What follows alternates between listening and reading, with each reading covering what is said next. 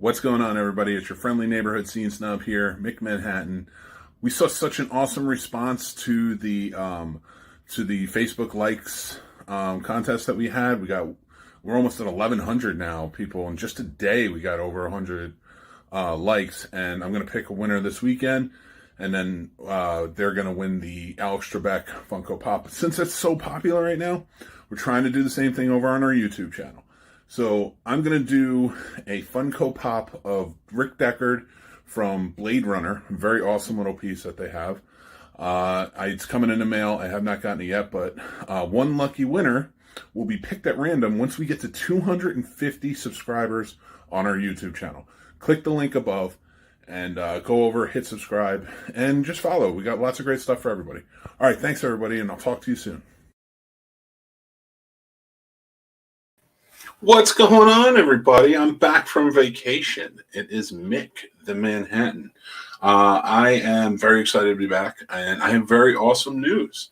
So we are now sponsored by Manscaped. I got this awesome t-shirt from them, and I also got this awesome pair of underwear that I will be wearing. Look very cool, very comfortable. So if you're probably asking yourself, what is Manscaped? Manscaped is an awesome razor that you can use to groom yourself. Now, if you're like me and you're big and you're hairy, you do need to groom yourself to keep your wife happy, or your girlfriend, or whoever else. It is an awesome gift. This comes in this cool little carrying case.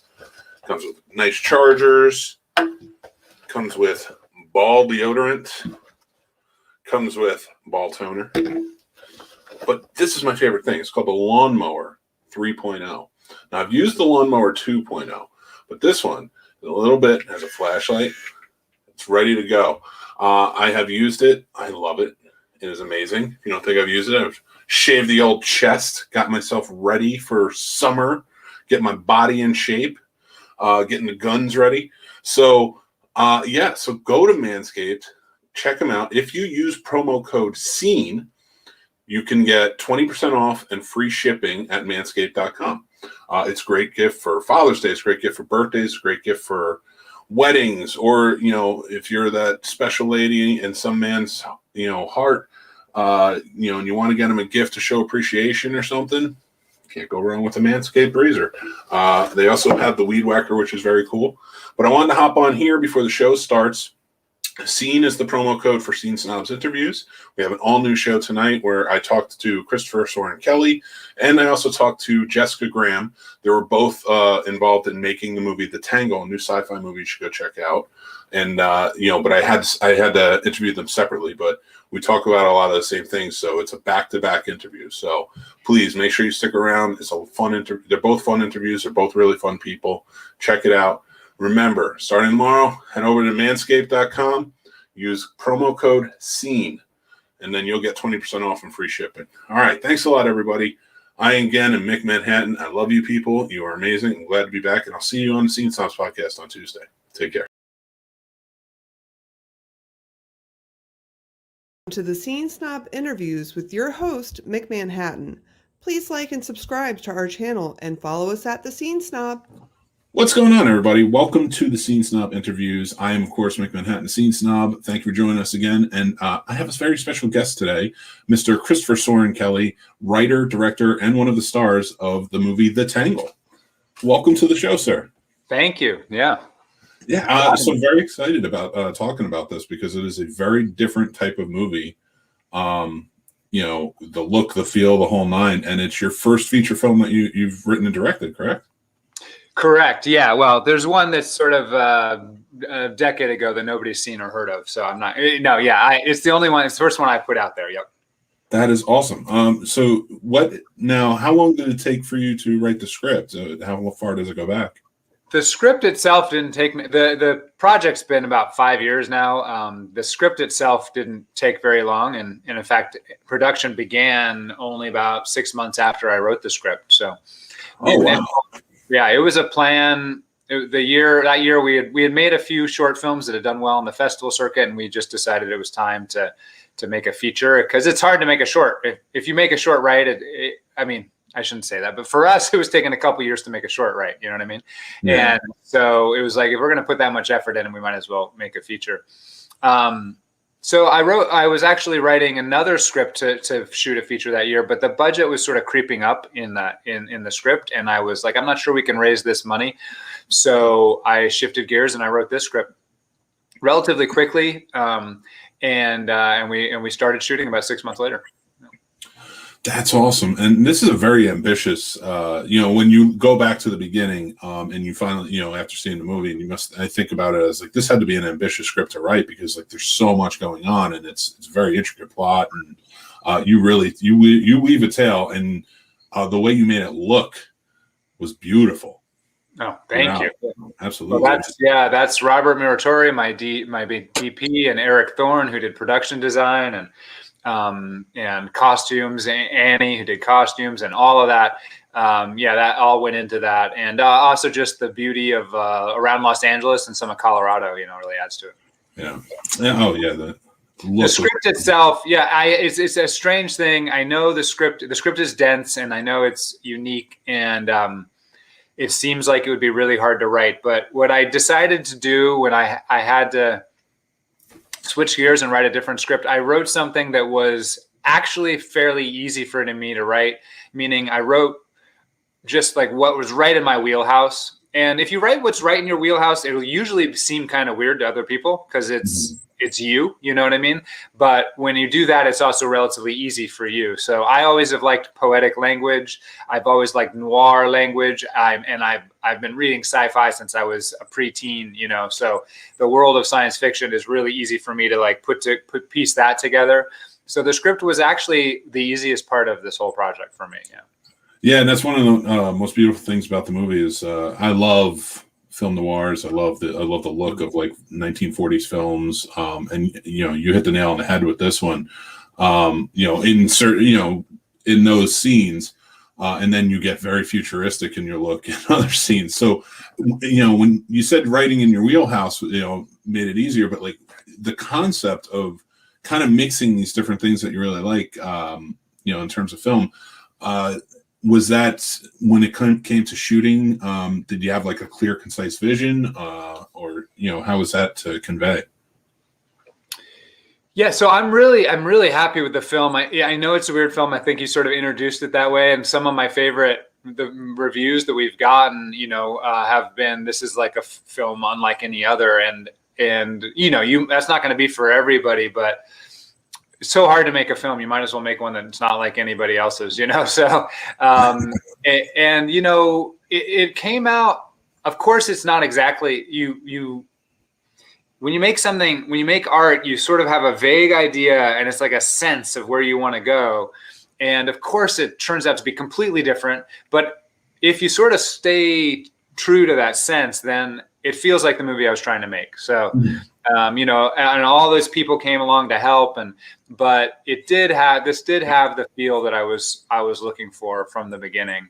And, there was a lot of happy accidents to give certain things the particular look they have, but we always intended to do this high contrast noir kind of visual style. There was always this idea that we were going to be in this futuristic world, but there would be these characters that were anachronistic, essentially, because they couldn't take part in the futuristic world because they had to watch it. And so we would pull them back and give them a sort of period look. And all of that was like, this is a way of giving it its own unique style. Also, the high contrast look is actually a little easier to light because you can just, like, for instance, a bunch of those first 15, 20 pages are just lit by this light over a table, right? And I think it looks gorgeous, but it's super simple, right? Super easy to do. And you could pre-light it and you don't have to move the lights around to change who you're shooting and everything. So it really made it a lot easier to shoot. And we were shooting with a very limited budget. So these were considerations from the beginning. Oh, that's awesome. And so now getting in, how involved were you with setting up the shots? I know being in the film, I mean, it had to kind of pull you in so many ways, especially directing the other actors. Did you leave it more to your DP or help kind of focus on? No, yeah, that was, he and I definitely would get together and in the morning. And I mean, I had some shots from the beginning that I had always planned. A bunch of the first 15 pages were pretty much planned out how I wanted them. But then he and I get together in the morning beforehand and just make sure we were on the same page about how we wanted to cover everything. And he definitely had a lot of input, and he's an incredible DP. But yeah, no, I always shot listed it at least in the morning. Yeah. Oh, nice. Okay. So stepping in and doing, this sort of being, such and again, I wouldn't even call it weird. I would call it definitely unique and something people should see for sure. Weird is a compliment for me. So yeah, unique is good too. Yeah. That's fair. Yeah. I mean, I do like the weird. So, I mean, I'm all for it, but this is definitely one that I love original concepts like that. Like, what you do and you take, how you kind of portray the internet in it and like how it grew into what it was and just have that storyline and then what happens to humanity. I don't want to give anything away, of course. I want people to go see it and enjoy it. For you, that's fair. People can know it's about The Tangle is like the future of the internet, and the internet's gone into the air and it's everywhere. And you have a hard drive in your brain that connects you to it. And that allows you to know anything instantly, but it also inhibits you from hurting yourself or from being violent to anybody else. And so that's the world that the whole thing takes place within. Yeah. And then the thing I liked about that is because I'm a big fan of the movie Minority Report. Yeah, it's got some flavor of that. Yeah. Yeah. And I definitely saw that. But I like your concept too. It also I don't know if I'm stretching here, but like it kind of felt there was hints of Dark City in it. Oh, beautiful. Yeah, I love that. Yeah. I wasn't specifically thinking of it, but I love Dark City, and there is a flavor of that. Absolutely. And I love that because it's almost a subgenre within itself, like these stylistic sci-fi films that kind of call back to like the old noir and the old, mysteries movies back in the day. And that's what I really dug about it. And those stand out to me, the Blade Runners, things like that. So for you, when you're getting into it and you start filming, now you're acting, how was the pressure of that, being a director and having a star in, and it's essentially, all on you, having written it too. Yeah, I mean, I won't say it's not stressful. It is stressful. I found I've been in the movie industry for a while, a lot of it as an actor, but I feel like there's really two types of I mean, this is if you want to be simplistic. There's two types of film directors: those that love being on set and those that hate being on set. And it's just I just like everything. The people who hate it really want to get into the edit, and like start working with the material that they've captured. And the ones that love it are like, I'm making a movie, And I definitely lean more towards the love being on set. It definitely was I would have loved it more if I wasn't the producer as well, and it wasn't my own AD, and I wasn't, and probably if I wasn't acting as well. So it was stressful, but I did enjoy it. I did enjoy it, and I feel like most people on the set enjoyed it. We had a good time. Of course, there were tough days. But, for me, I wrote a role. When I wrote the script, I knew what I was doing. I'm like, I've been in a number of these films. I need to make a movie that we can make with this budget, but I want to make it unique. I want to give it some special flavor. So I need to do some stuff that we can do, but that won't, will seem different. I need to write myself a role that I can do relatively easily. That's in my wheelhouse. So this language is easy for me because I wrote it and it's like my rhythm. And, I'm for a lot of the movie, there's a couple moments where it changes, but a lot of the movie, I'm doing a similar thing in that character. He's sort of an interrogator. And so that's pretty easy for me. So I wrote something that was relatively easy for me to do. Josh, who plays, is Carter, who in some sense is the main character. He was my acting coach for years. So I had support there in terms of if my acting was like going off the rails, somebody could be like, hey, we try this, That's awesome. So we built it to be doable, right? And I love that. I love it because that's a great inspiration to a lot of people who want to do something more stylistic or sci-fi. A lot of filmmakers coming up and starting out, they, a lot of that they might be turned off to, but like movies like this, which are independent features, I think are inspirational in a lot of ways for people. I agree. I hope so. I've been inspired, like you mentioned, Dark City and movies like that, Primer. I'm inspired by these independent films that are able to tell a unique science fiction story, even though they don't have a massive budget. Yeah. And it's becoming more and more doable just because the technology is getting more and more available. So. Well, for you, with doing a sci-fi movie, and you're a veteran actor, you've been around for a while, and you've acted in different genres, both in TV and movies. What are some? I'm guessing that you are attracted, like you said earlier, to science fiction. But is that something that you really want to stick with, like you said, is in your wheelhouse, or is that just kind of tip of the iceberg? As a writer director, science fiction is maybe too narrow, but I almost always write something that has like a fantastic element a little bit. So, for instance, one of my short films is about a man who's hunting the devil and meets the devil's lawyer at a crossroads. And so it's not science fiction really, but it's like fantastic a little bit. There's always a twist of some sort in my things, So that I think will be consistent throughout whatever I do, but it won't always be strict science fiction. Yeah. What are some of your inspirations when you're writing? I know a lot of writers I've talked to. It may be movies, it may be music, it may be taking walks on film locations, things like that. So, like, what were some of your inspirations while writing? So first, I'll just say, I think everybody is a little different, and they all have the things that is easy for them and things that are hard for them. And in writing,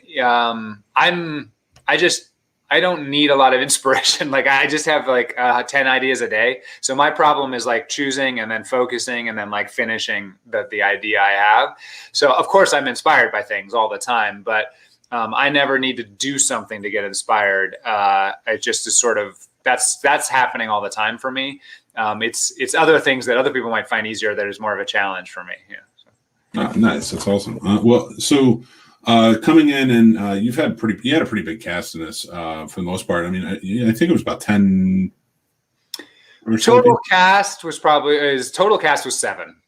Yeah. Oh, okay. Sorry, miscounted. But 7 or 8, maybe. How was it working with everybody? Again, as a director and starring alongside, and again, it's very stylistic. Especially with the way everyone speaks. How was it working with everybody and kind of getting everybody on the same page? Yeah, that was really fun. And, it's a very challenging script dialogue wise for it's people are talking in their own, it's a kind of a language, a lingo for this sci-fi period kind of thing. So that was challenging. And we did a lot of rehearsal beforehand, which you don't always do in film, but we knew we'd be shooting fast and we knew the language was difficult. So we wanted to really rehearse it. And I really wanted a particular rhythm to the dialogue. So we needed to get on the same page for that. But Jessica Graham, who I think you're talking to later, is my partner, and we've worked together many times. And Josh, as I said, we've also worked together. I wrote those roles with them in mind. And then Nicole Da Silva is a professional, a veteran actor. Many might know her from Wentworth here in the States. In Australia, if you're listening, she's on Doctor. She's got a big following, and she just fit right into that Francesca role. So nice. It was enjoyable. We had to move fast, so it wasn't as much on set. There wasn't as much working with actors as I probably would like in a normal circumstance. But we did have a fair amount of rehearsal beforehand. And I'm really happy with the acting, and I think they do an amazing job. Oh, you should be. I mean, you definitely made a great film here, and it's one that I really want to plug and like have everybody. So everybody, you should check out The Tangle. It's a very awesome sci-fi film, very unique. We'll even say weird because it is a great word. Yeah. But thank you. What's I mean, you have to say Dark City's weird, right? Dark City's a weird movie. Dark City, but yeah, that's the thing. I think we're on the same page with what weird is. Like, those weird, like weird is good. Like that's the stuff that stands out. Like there's no better way to put it. Yeah. And it's so something like Dark City is something that I almost feel it is the scene snob, so I'll just sound like a snob. It's fine. True film fans, really get what it is and appreciate it. Absolutely. Yeah. Again, I just want films that have their own point of view, and Dark City absolutely does. Yeah.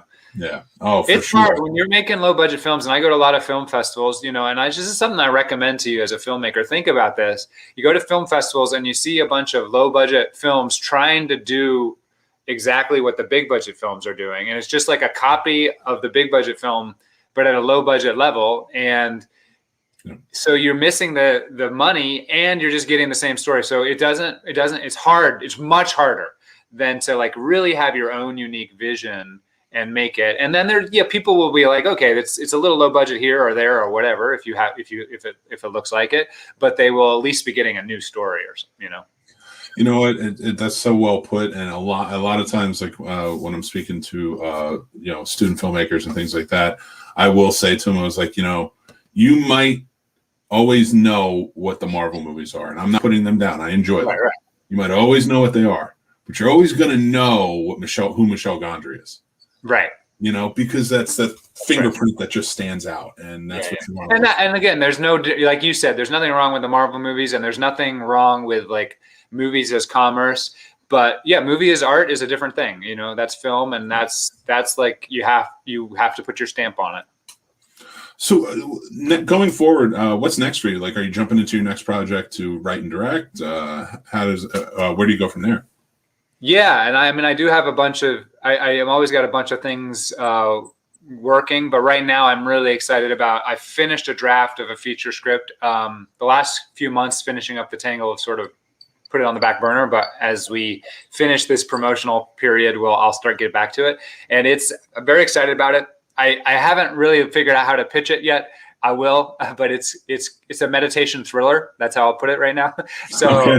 I teach a meditation. I've spent years in like going to like silent retreats where you spend 10 days silent, and it's a pretty intense experience. And I haven't really seen it put up on film. So this is a sci-fi film about a woman who does a meditation science study, and a man who has developed a scientist who has developed a technology which like speeds up your meditation practice so that you're having like bigger and deeper experiences more quickly. And it's a thriller, and there's some sci-fi twists in it as well. I love it. I can't wait to see that. Yeah, I'm really excited about it. So for that, like when you're saying with meditation, I'm very intrigued by that.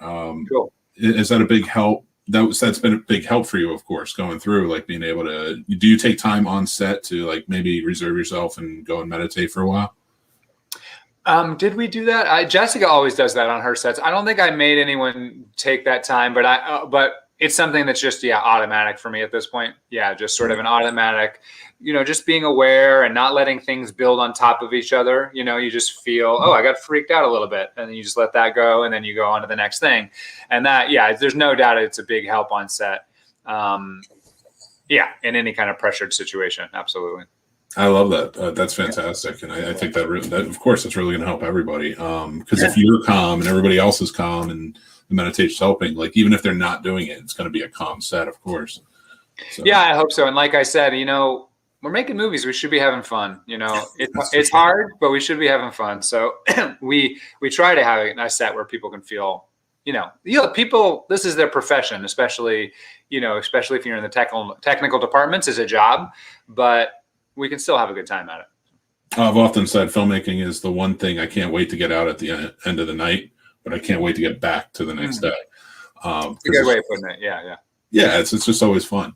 But of course, all filmmakers are also film fans.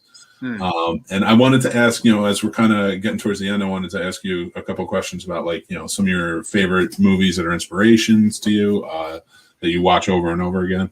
Mm-hmm. Yeah. Well, obviously Blade Runner is probably the most obvious inspiration for this movie, but is a genuine inspiration. I love that movie so much. I love all the versions, honestly. So I've watched that one a billion times.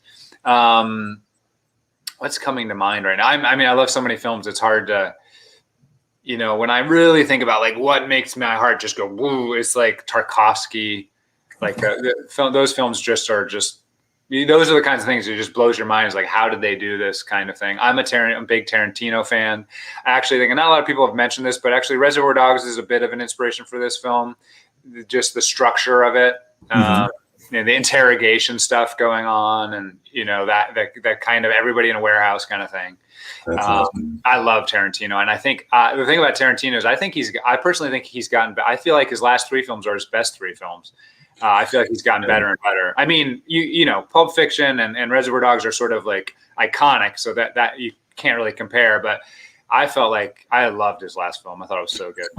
Oh, I agree. As films, he has definitely stepped up story-wise, everything, just look the whole night. So good. The thing I always wanted from him, and I really felt like I got it in the last film, was there was always a distance between him and the characters. Like I never felt like we needed to love the character, like love them, like care about them to enjoy his films. You could find them entertaining or all sorts of things, but you weren't necessarily like emotionally moved by the characters.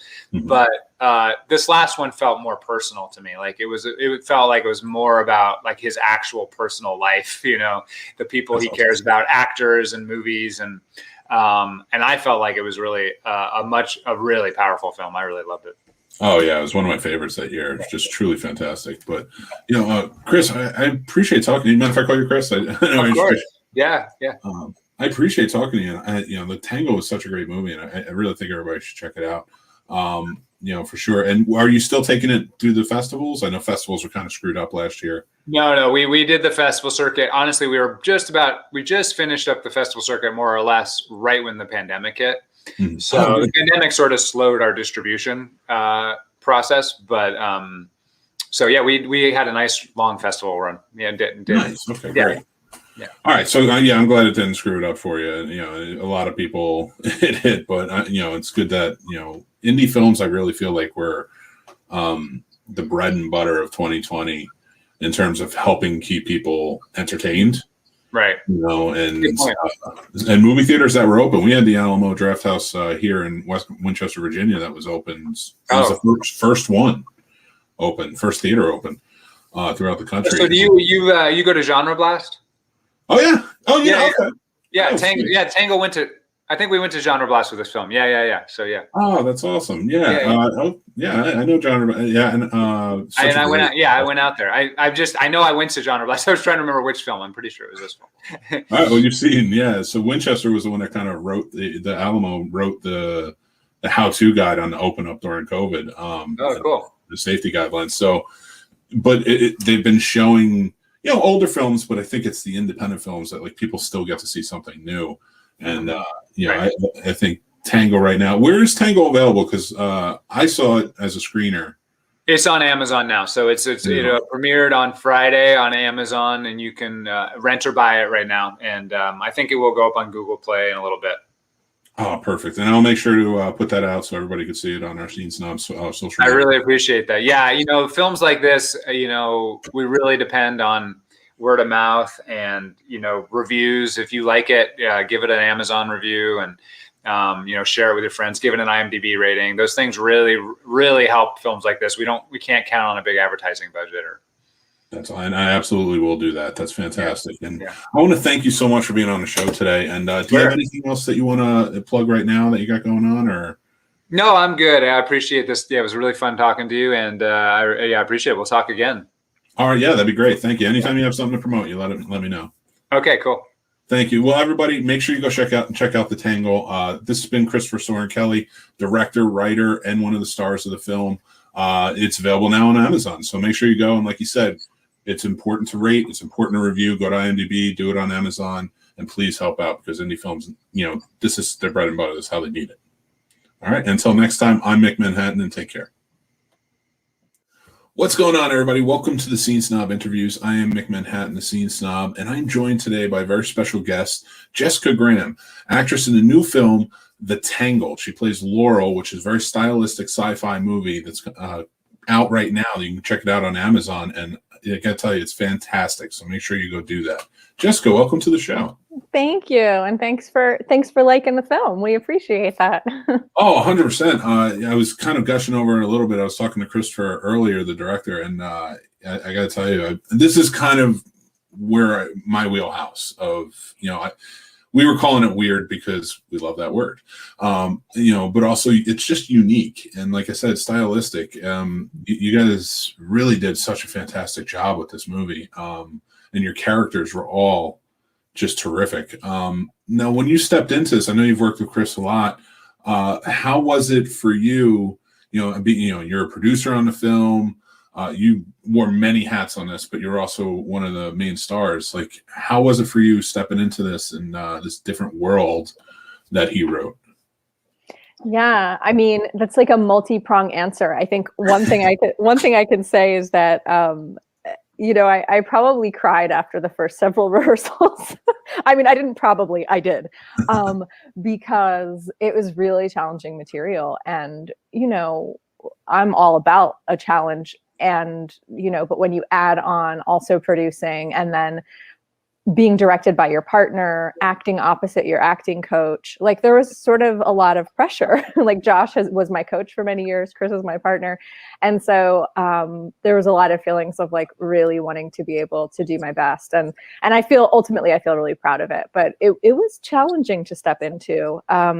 It was also really fun and really exciting, getting to watch Chris like create the script and then together, turning our condo into a workshop where we were like developing and designing certain aspects of the wardrobe and the props and things like that we then got amazing help from our creative team on. But yeah, it was pretty cool. Well, and yet you played such a great character in the film. When the character of Laurel and how much you have intensity you have in the film overall, like, because it's such a like. The dialogue is very different from what most people will probably get. And, I want to say normal everyday movies, but that's why this is weird and unique. That's why it stands out. So for you coming into this as an actor, how did you prepare? Like, this is a whole different world, but it's also got nuances from different eras. Like for you, how did you prepare for Laurel? Well, I did work with a coach. I did, I think, maybe 4 or 5 sessions with an acting coach just to really make sure that I didn't get lost in like the language or the idea of the character, that I was really bringing a real human to life. And so that was a really important aspect of it, to really find Laurel, to really find what truly mattered to her, what she was trying to do in each moment, and really connect to the heart of the woman. And in addition to that, for me, wardrobe and shoes are a really important part of things. And so as I started to explore Laurel's wardrobe, we were so lucky to get to borrow some pieces from a woman named Agatha French, who just kind of swooped in like an angel and brought in some really amazing pieces. So as I was in the process of like, along with Chris, deciding on wardrobe, that started to help me really find the character as well, because what you wear it says a lot about you. And so as I started to discover those pieces, and then I'm all about shoes with characters. And I actually did something kind of ridiculous on this film, which was on our first day of shooting, we shot like 17 pages, which is ridiculous. Like on a big budget film, you shoot maybe 2.5. On like a normal indie film, you shoot like 5 to 7. We were shooting we shot 17. So it was a long day. And I was wearing these like high heels, you see them in the film. And for whatever reason, I just thought, oh, I need to wear the shoes all day because Laurel would wear them all day. And I'm not just acting, I'm like running around dealing with other stuff too, because I'm producing. And by the end of the day, my feet hurt so bad. And seriously, my heels were numb for like a year. And I'm not exaggerating. And so after that, I only had the shoes on when the shoes were going to be seen. And I was like, I can deal with the fact that Laurel's not in her high heels with every scene. It's so funny to me, not even funny, like it makes so much sense that like, it is important how much wardrobe plays a part, and especially shoes. I mean, look at some of the greatest movies of all time, Shawshank Redemption, Usual Suspects, like the shoes played a part. They play a part. Yeah, it's so true. So, that's great that you said that. And it's important too, because especially with The Tangle and just how it's a callback again to like a noir type of setting, and that the styles that you're wearing in it are, again, a nuance but it's also a futuristic sci-fi tale. So you have to play back and forth. But I like how, especially Laurel's character, the way your hair was, the dress, like it was very proper, very well done. Did you have a lot in terms of like the costuming and such, and say, like, I know you said with the shoes how important it was to you, but in all aspects of like design and of the makeup and such too? I definitely had a say. Chris had a pretty clear vision. And then our amazing hair and makeup artist, Crystal Nardico, she's like a miracle worker. She came up with just such an amazing look for Laurel. It was not an easy look, though. The makeup took a long time, actually. And I would need to be on set before anyone else. And so Crystal and I would show up like an hour before anyone else because my makeup took so long and there was only one of her and she needed to like work with everyone. So she was amazing. But yeah, her and Crystal and Chris really worked together to decide what was the perfect makeup look. I definitely had a say. I was definitely involved in the decision. But it was absolutely a collaboration. Yeah. Well, so with your, the action in the film and like the, just the tale, overall, I don't try not to give too much away. I want people to see it for themselves. It's interrogation for the most part that's going on in the film that really drives what's going on. How did you prepare for that? Getting into that sort of like that interrogation aspect.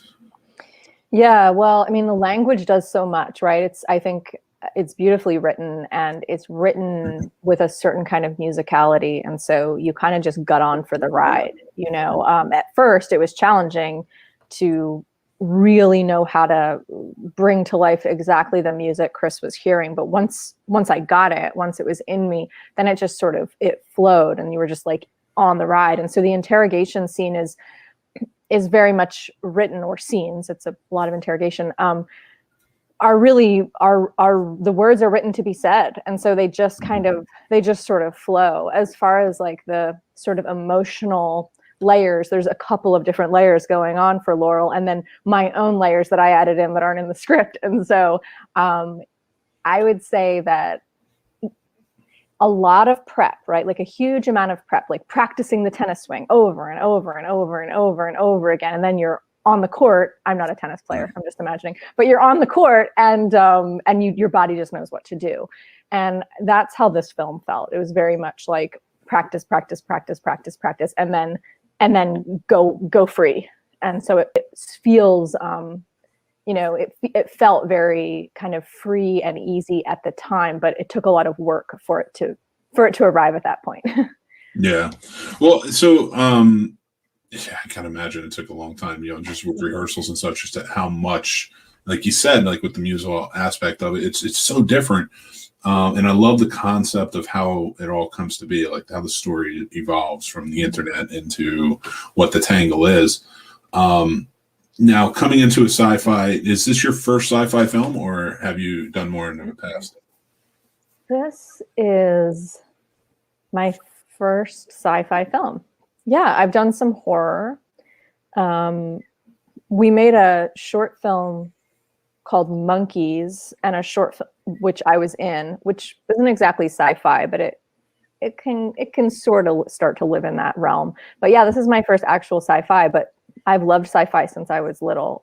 My dad was a big fan of sci-fi, and when I was like 3, I used to pretend to be Luke Skywalker. And, yeah, and then I had a serious crush on Spock when I was like a little kid and a young adolescent. And yeah, we had all of the Star Trek on VHS. My dad had taped it off of the television, so we had all of the Star Trek, and we would just like pop one in. And then, Star Wars, Aliens. I remember watching Alien for the first time. I was pretty young too. I was like probably too little to be watching it, but it was like my dad just wanted me to see it. It was a great sci-fi film. So, and it's interesting because I've always loved sci-fi, but I didn't realize how much I loved sci-fi and how it was probably actually my favorite genre until me and Chris started working on this. Then I was like, oh, actually, I've loved this forever. I didn't read all the sci-fi books. I'm actually reading them now, as an adult. But I always loved it. I always loved the genre. So I feel like I kind of returned home with this film in a way. That's so awesome. And, being able to do that and connect with it in that way and bring it like from your childhood and to do it for your first film, first sci-fi film. Yeah. Is very important. But, actually to ask, you said, having done so many different genres and now getting into sci-fi, what are some that you really like to revisit? Like, you said horror, you've done drama, thriller. So I just actually did a project last year, which is coming out now, first as an episodic, and then they're actually creating it into a feature as well. So it's going to have multiple releases, but it's called The Hunter. And it was created by a filmmaker named Alexander P. Gutterman. And it's going to have a very niche audience. It's incredibly, his favorite filmmaker is Tarkovsky. So it's like, it's very, and I love it, but it's going to have a very specific audience, and that audience is going to love it as well. But with that film, that was probably one of my favorite, experiences ever acting in a certain way. And the reason is because it was so natural. There actually was like, yes, there was a character, yes, there was preparation, but it was really like, I'm not at all comparing myself to this, but I just watched Nomad's Land. And Nice. How natural Frances McDormand, like she's just like, that actually really excites me. Like cinema verite type projects really excites me. One of my other favorites was, I guess it was kind of sci-fi. It was a pilot. It was a Western. Yeah, it was a Western sci-fi. And I played this sort of genderless demon. And it was so fun. It was so fun. My wardrobe was so fun. Like the weird physicality of this character was so fun. And I loved that. So I really like playing strange and evil characters. Nice. Or very, very just like human. I'm just here, barely any makeup, just like, here's this human being. So I think I prefer those two ends of the spectrum. That's interesting. I really like that. Now, working in movies and, playing all these different characters and you said with sci-fi, it goes back to like Star Trek and other sci-fi films. How big of a film fan are you? I'm a pretty big film fan. I started really young. So like I was under 10 watching Taxi Driver, watching all the Godfather films. My father loved film. It's so interesting because he was he was a complicated and troubled and beautiful person. He's no longer alive, but as I continue to get to know him after his death, as I like go back and I like think about who he was, I'm like, wow, that man was a film lover. And he made me into one as well, introducing me to great, great films at such an early age. And I definitely, I never went to film school. I can't necessarily talk the way that someone that did could, but I can tell you that like, I feel film in a way that I think only a film lover could. I did go to film school, and one of the big things is we talk to a lot of upcoming filmmakers and things like that, and that's a big question. A lot of inspiring filmmakers want to, I don't want to say aspiring, but like inspired filmmakers, because they are filmmakers, and I don't want to take that away from them in that way. But they'll say like, should I go to film school? Should this? For me, a lot of it is like, you're going to figure it out if you just go work on a set. I'm not going to take away from the experience because, I did learn a lot and I gained a lot of great contacts, but you are going to learn and you're going to do that and you're going to meet great people on set. So it's like, I think a lot of times it's about finding what works for you. I totally agree. Yeah. I was actually on set the other day. It was my first time on set since the pandemic. And it was just a one day. I was an actor for one day on this feature.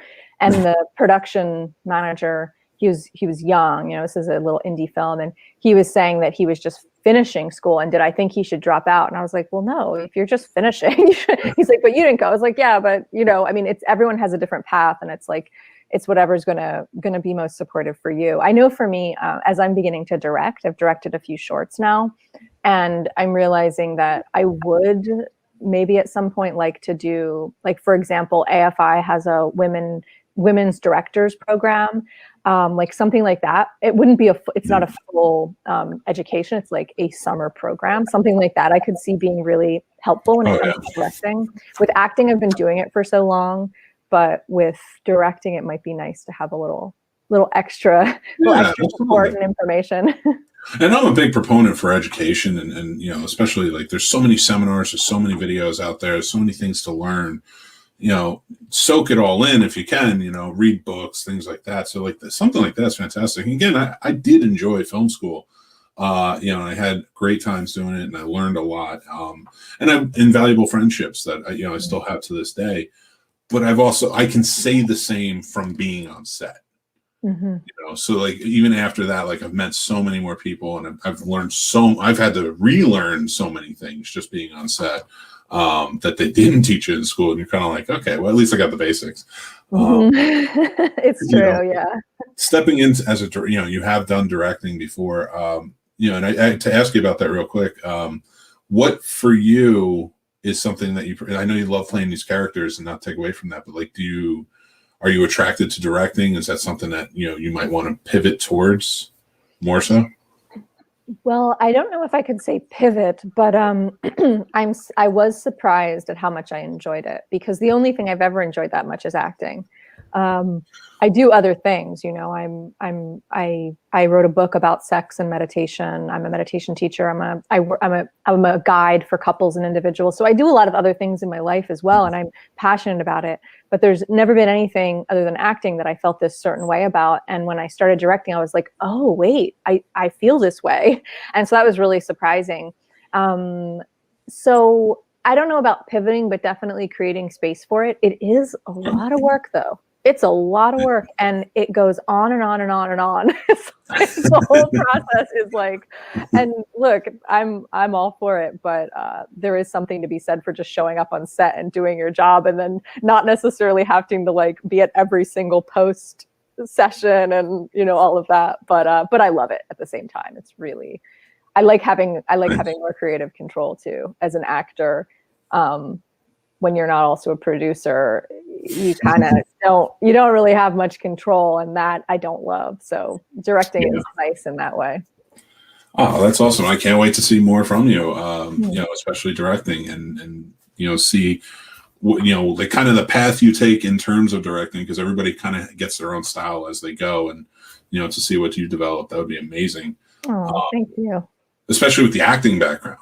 You know, the acting background is going to be, I always think that's such a huge help with directors. I always tend to drive myself more towards like the Redfords or the, you know, even Tarantino to a point. Yeah. I agree. I mean, I love being directed by people who are also actors, because there's some of the things you could hear from directors who don't know how to talk to an actor is just like, mind-blowing. Like, wait, you really thought that would work? You really thought that telling me that to just act would work? Or you know, I've heard some things where it's like, wow, you don't understand how fragile an actor is. But with someone who understands, it's really nice. And it's, you know, and there's also in some way it's like, you know, they get it, and it brings out another part of you, I think, as an actor when you're performing with a director who's also acting. So, and I gotta say, I mean, I loved your performance in The Tangle. I love The Tangle. I thought the movie was great. Like I said, it's right in my wheelhouse of movies I like Starfish and you know, Blade Runner, things like that. Like just great sci-fi element stories that aren't driven solely by technology and things like that. Like it's characters that really drive the story, and you were fantastic in it, and it is available now for everybody to go check out on Amazon. I want to thank you so much for coming on the show today, Jessica. This is fantastic. I had a great conversation with you. Anytime you have anything to promote, please feel free. Thank you so much. I really appreciate that, and it was really great to spend a little time with you today. Thank you. Thank you. The pleasure was all mine. And is there anything that you want to promote before we go? Coming out? Sure. Well, The Hunter is going to be on all the streaming places come April, and that's the episodic I mentioned. And then The short film that I directed most recently is called Into Light, and that's about the suffragist Inez Milholland, who died for the cause for women's right to vote. And that film is on Amazon Prime, so you can stream that now. I'm really proud of it. It's a kind of big production for a third time ever directing a short, and I think it went pretty well. So I'd love for people to watch it. Yeah. Absolutely. And I will make sure that all of that is in the descriptions and more, so everybody can go check out your work. And I'm very excited to check it out as well and see what you do in the future. Absolutely. Thank you so much. Thank you. And everybody, thank you for watching today. Make sure you go check out The Tangle. For sure, make sure you go check out all of Jessica's work. Again, the links will be in the description. And go check out the scenesnobs.com and reach out with any feedback that you might have. So thanks again for watching, and take care. And that's our show, everybody. Thanks for listening or watching wherever you're checking it out. This show is brought to you by our sponsor, Manscaped. Go check them out. They are saving our balls, and they can save yours too, or somebody you care about. It's a pretty awesome device, so go check out what they got, the Lawnmower 3.0, the Weed Whacker, and more. It's a great gift for Father's Day, birthdays, weddings, anything. So yeah, head over there and use promo code SNOBS, SNOBS, and you'll get 20% off and free shipping. Also, we'd like to thank our super fan patrons. They are all Scene Snob family to us. They support us every month, and you can be one too. So head over to the Patreon channel, the Scene Snobs, and it's $5 a month, and you can join in with helping support us and get the free perks too. Also, you can follow us on social media. We are on everything at the Scene Snobs, so Instagram, Twitter, TikTok. We are on Facebook, the Scene Snobs. Everywhere. We have fun stuff always going on, always have contests and stuff, so go follow us, check us out. You can go to our link tree by going to thescenesnobs.com. There's our link tree, there's our Patreon, there is all of our shows and the links for all of that. So thanks again for checking it out. Just head over to thescenesnobs.com where everything is, and we will talk to you soon.